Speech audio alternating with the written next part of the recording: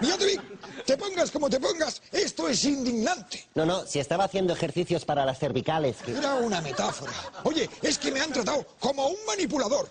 Bueno, lo de colar tíos en la Junta General... Va, minucias. Además, no se ha valorado la buena marcha del equipo. Ya. Y mira.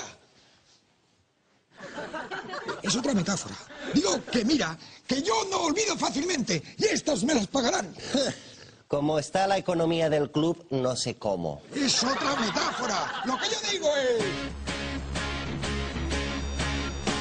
Prometo acordarme de cómo me echasteis del cargo. Prometo chivárselo todo a Cristiano Ronaldo. Total, por comprar unos votos de nada en la Junta, ahí te quedas, Madrid. Todo lleno de hijos de... Calma, Ramón, calma.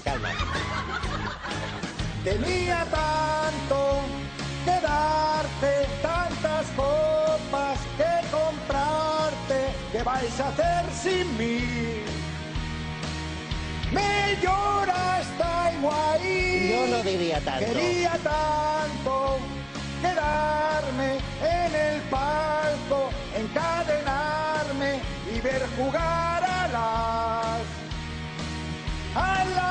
de Juntelar. No, la UEFA no nos deja. Quería tanto quedarte, me sabe muy mal por Juan de, se hizo de noche para mí. Pero si son las 4:15. Era una metáfora, colega.